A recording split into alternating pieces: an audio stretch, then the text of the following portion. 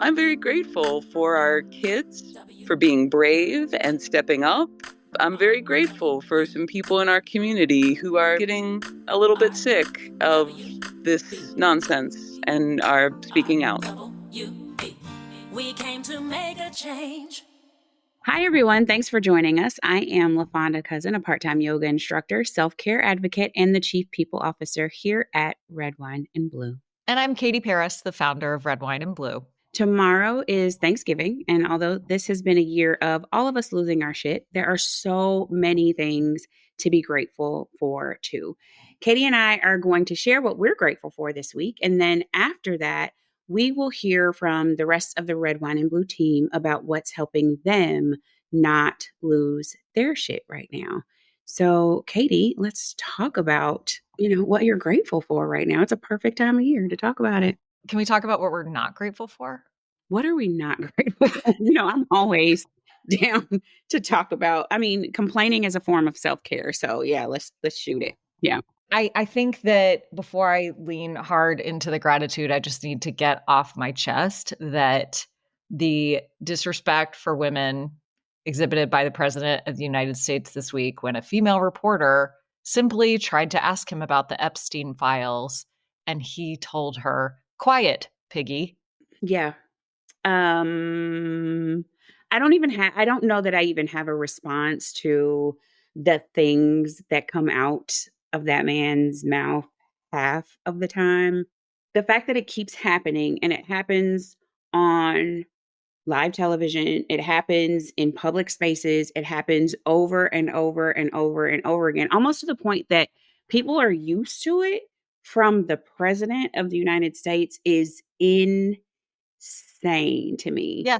Not even like a one-day story. No. Just like a 1 hour story. Yeah. Look, breaking news, our president is a misogynist. Like, we know. It's just sometimes I feel like the tone, the body language. Mm-hmm. I gotta say, what is helping me not lose my shit on the flip side of that has been the reaction of women, of moms online. One of my favorite follows on social media, Jen Hatmaker, who just wrote an incredible book called Awake. She put up a meme that I shared this morning that said, "This little piggy got honest. This little piggy got brave. This little piggy got loud. I love this little piggy got awake. And this little piggy says, enough." Mm-hmm. And all those little piggies are going to vote. So hey, there we are. And that's how I lose my shit a little bit less. Absolutely. That I remember that when we get pissed, that's fine. But what we are good at doing, LaFonda, and what so many women we know are good at doing is taking it and channeling it right on over to the voting booth. And we just showed that in these 2025 elections. So I'm ready to bring that on a little bit more. Yeah. That can help you lose your shit a little bit less if you think about it in terms of every single insult, every single thing that he does that's offensive. If you just think about it as like, maybe that's one more person that's one step closer to being one vote in the opposite direction. One more person that's fed up with like, this is just absolutely ridiculous. We cannot continue to do this. 100%. I mean, there's also other things that are making me lose my shit, but I see a pattern here. So, for example, in the last week, Border Patrol was sent into North Carolina. It started in Charlotte. We've seen it in Raleigh and other cities in North Carolina as well. And, we've got lots of people in Red Wine and Blue, a lot of our staff members there. Mm-hmm. And they sprung into action so fast. Janice, who leads our North Carolina team, LaFonda, like she was at a meeting with other leaders and like she had like 175 people show up like that evening. And they organized together. And now they're working with other groups like Siembre, organizing thousands of volunteers to patrol neighborhoods, to make sure people have whistles so that they can alert, to help keep children safe. Schools in Charlotte had something like a 10 or 20% drop off in attendance at school because families are so scared to have their children leave the house right now. And these volunteers are literally like walking children to school. Mm-hmm. And when I see that, like that's my only coping mechanism.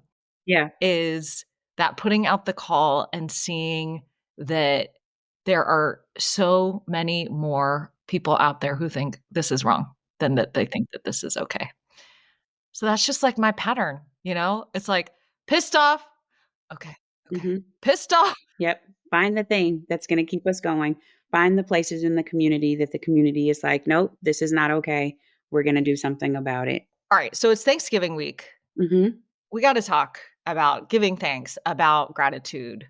And I think the reason why it always does strike a deep chord with me, this notion of gratitude, is that I find it actually really essential to my own practice of both moving through hard things, and this might sound weird, but also good things. I have had the experience where I've worked really hard for something, like, for example, these 2025 election results or other things that we've worked really hard for. And I sometimes have a hard time holding it. That feeling of, oh, okay, we're going to be okay, like feeling it in my bones. It's like I can only know it externally until this is the one thing I have found that works. Until I pick up the phone and I call other people who worked their butts off on the thing and I say thank you. You know, how are you doing? We go through what this has been like together. I don't know, it's like gratitude plus connection like helps my body like connect all the things. It was a piece of advice one of my mentors gave me when I was having actually we'd had a big win in 2023 in Ohio when we had helped pass that reproductive rights constitutional amendment. It was such a massive victory. And I couldn't stop feeling nervous even after we'd won. I couldn't come down from it. Mm. I couldn't take in Yeah. the hugeness, the gravity of what we all had all done together. And my mentor told me, call the women who meant the most to you Interesting. in this fight. I mean, it's inclusive. You're including other people in your gratitude process. And I love that because it does give you the opportunity to put that community piece back into it. Yeah. I think it just makes it more real. Yeah. Can gratitude fully exist in a vacuum, in isolation, in aloneness? I don't know. I think it's personal. I think it probably depends on the thing too. I experience gratitude in a multitude of ways. It depends on what I am grateful for in the moment. You know, gratitude looks different for me in a lot of different ways. Sometimes it does mean that I have to experience it with someone else because we've experienced what we're going to be grateful for together. There's a fight, there's something that we've done together and we have to experience that gratitude on the other side together, or it doesn't feel real. There has to be something like that on the other side. And then there's moments where it's just something that, like, maybe I've overcome, or maybe there's something personal, like mentally or emotionally, that I'm dealing with or are coming through. And maybe I'm journaling about it or writing about it or thinking about it or having a mental breakthrough about. And that gratitude sometimes comes quietly. And so I think that it can be experienced a multitude of ways. Sometimes it's just out of the blue. What I think is right is that, or what I think is beautiful about gratitude is that there's not a right way to do it. There's not a perfect way to do it. There's not one way to do it. Just being grateful is the right thing. There's so many things to be thankful for, to be grateful for, and we can do it in a million different ways. And I think we're going to hear what those ways are from our team today, which makes me really grateful. Hey, I am grateful for being here every day and having such an amazing team to get to work with and alongside. I've been really grateful the last 2.5 years to get to see the work that they do up close. So I think that's what's beautiful about gratitude is that you get to experience it in so many ways, but you also get to show it in so many ways. yet another thing I am really grateful for going into this holiday season is the way in which our friends at Black Voters Matter have put out this incredibly creative idea and impactful idea. It's called the We Ain't Buying It campaign. Yep. And It is directed at Amazon, Yep. Target, and Home Depot. Amazon, because the way they treat their employees and drivers Mm-hmm. is crap. And Jeff Bezos, who owns Amazon, is writing $1 million checks to Trump for things like his ballroom while accepting more and more and more corporate tax cuts. Of course, Target has been terrible in terms of bending the knee to this administration on all things having to do with diversity, equity, Mm-hmm. inclusion. And then meanwhile, we have Home Depot cooperating with ICE and allowing our neighbors to get like snatched up off their properties. And listen, this is no small thing. These are very convenient places to shop. Absolutely. They are very close to where I live. But for 5 days over Black Friday, where these companies are used to generating about 20% of their revenue for the year, we at Red, Wine, and Blue and Black Voters Matter and other Mm-hmm. friends throughout the space of organizations that care so deeply about democracy, we are joining together and doing this We Ain't Buying It campaign together. And the goal is to have them take a 5% hit on their revenue. Mm-hmm. So, women actually control, we have 95% of consumer purchasing power in the US. So, Yeah. we can do this. So, this is just another way in which it's like, I can be so pissed off at these corporations, or we can do something about it collectively. So, I'm grateful for that too. And in addition to not shopping there, I think it's important to note that the push is to shop at small businesses, Black-owned businesses, and to spend your time, right? Like, so experiences, spend time with family and not shop at these large corporations during that time. That's right. Let's get after it.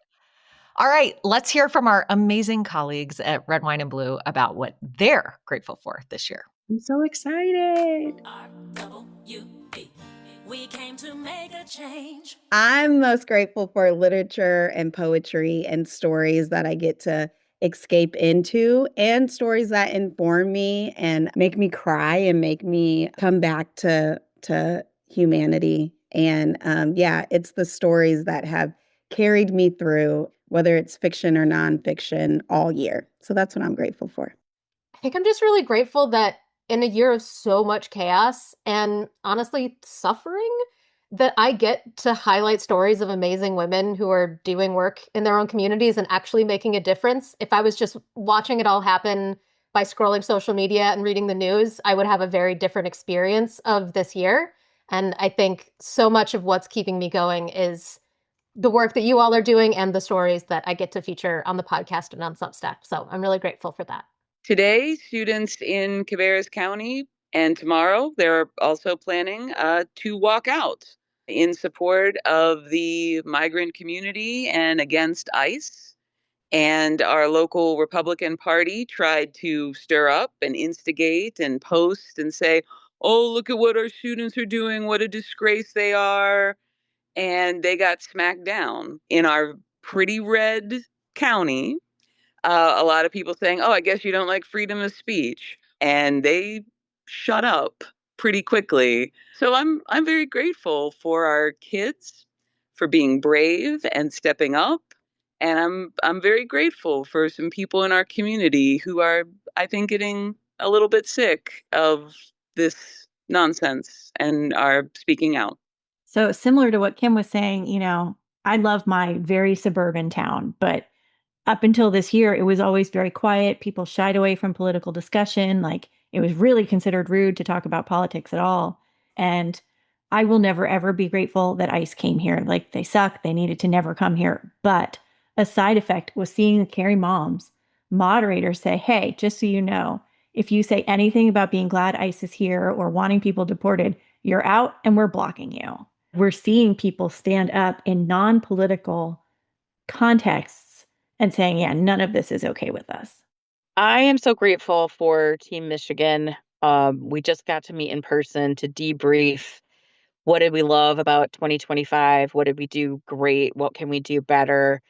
And one of the things that we did was share our favorite memory from election season 2025. And it was always like either being with our team or being with our members.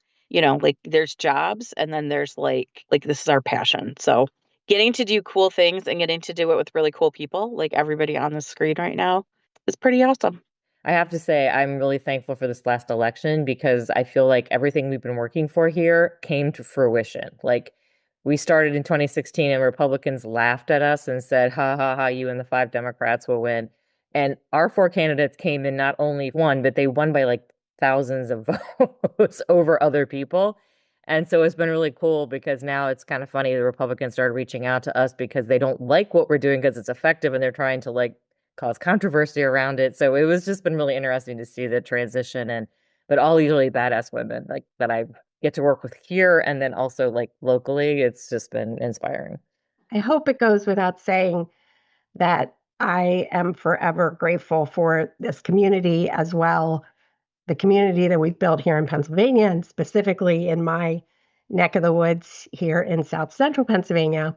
But I do have a special shout out of gratitude, and that would be to my husband for, and I'm going to have a hard time saying this without getting emotional, but for being there for me through all of this and supporting the absolute crazy that I've dealt with in my personal life because of politics and just politics in general over the past 5 years, however long it's been. So I just think he deserves an extra shout out. My husband has been amazing, and he keeps me from absolutely losing my shit on the daily. So, yep, and puppies.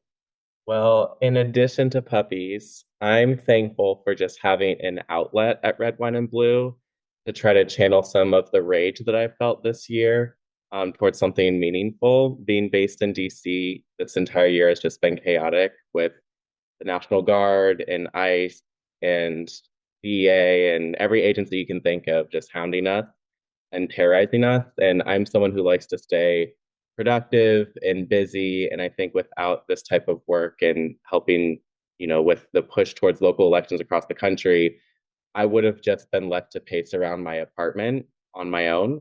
And so I'm thankful to have each of you as inspiration for change that we can see hopefully in DC one day.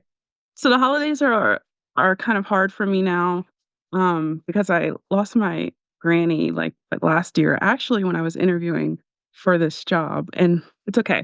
But my granny was a lover of books, and I love books. So much like Tori, I am thankful for books. And I'm also really thankful that I still have a very strong family that I get to spend the holidays with, even though some seats are empty. I'm still very thankful that I have family. To piggyback off of what Chris said, I'm very grateful and thankful for my family. I don't know if I would have made it like this. I don't know what I would have done without my siblings or my mom. Like, I'm the oldest of 5, and we're all like either a year or less than a year apart. So I will say I'm very grateful for that. Like, no matter how late, how early, if I call on any of them, they'll always answer. And it's like, I don't want to say we have shared trauma, but I think that's what it is. I just love my family. I love that. We have so much to be grateful for, even in difficult times.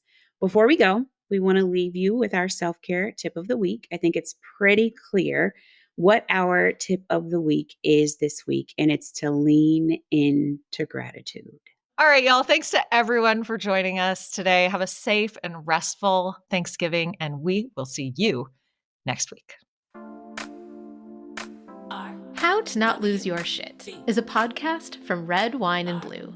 It's hosted by Katie Paris and LaFonda Cousin and produced by Amy Thorstensen.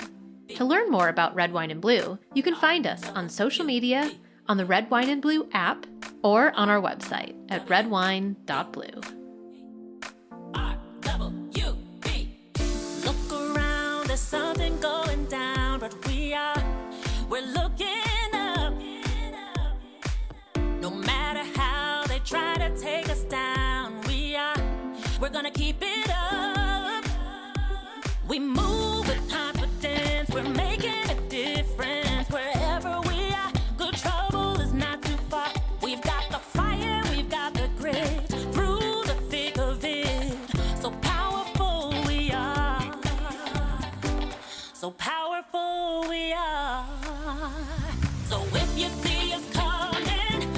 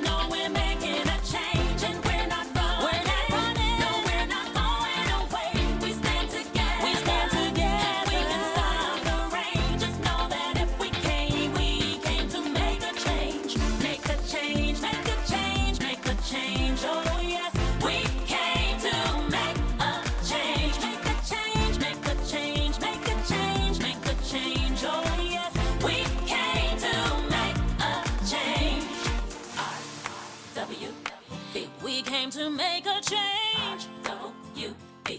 We came to make a change.